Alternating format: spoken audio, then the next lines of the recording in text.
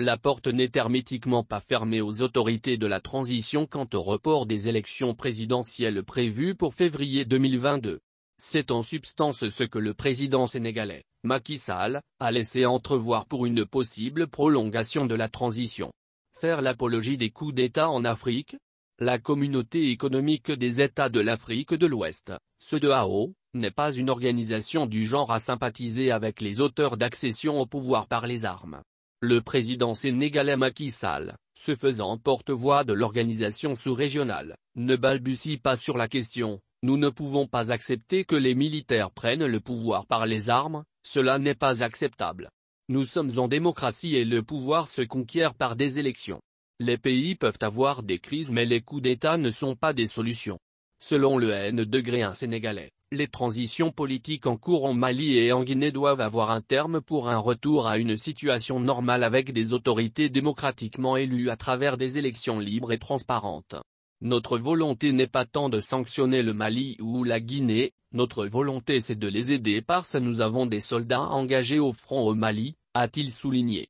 Le dossier de la transition malienne était sur la table de la CEDEAO le dimanche dernier à Abuja lors de la conférence des chefs d'État sur les sanctions qui doivent être prises contre le Mali. Si les autorités maliennes nous donnent des arguments qui tiennent la route sur le report des élections, nous allons l'accepter. Dans le cas échéant, ils en tireront les conséquences, a faire croire le président Sall. En effet, dans sa communication officielle, adressée à la CEDEAO, le 9 décembre dernier, les autorités maliennes ont informé que le chronogramme des élections sera transmis au plus tard le 31 janvier 2022, et pourrait être discuté avec une mission de la CEDEAO. Il est également indiqué dans la dite communication que la loi électorale pour l'organe unique de gestion des élections a été adoptée par le gouvernement et transmise au CNT, souligne le communiqué final du sommet d'Abuja. Sauf que la conférence déplore vivement le fait que l'échéance du 27 février 2022 pour la tenue des élections risque de ne pas être respectée. Ces propos du président sénégalais interviennent au moment où la diplomatie malienne s'active pour éviter d'autres sanctions de la CEDEAO contre le Mali. Il y a quelques jours, le chef de la diplomatie malienne, Abdoulaye Diop a rencontré les ambassadeurs des pays de la CEDEAO accrédités au Mali.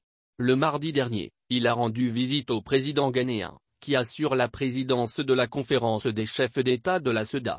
Le chef de la diplomatie malienne, son Excellence Monsieur Abdoulaye Diop, porteur de message du président de la transition, chef de l'État, son Excellence le colonel Assimi Goïta, a été reçu en audience, ce mardi 07 décembre, par le président de la République du Ghana, son Excellence Monsieur Nana Addo Dankwa Akufo-Addo, président en exercice de la conférence des chefs d'État de la CEDEAO, a déclaré le ministère malien des Affaires étrangères et de la coopération internationale. La diplomatie offensive du ministre Diop semble porter ses fruits.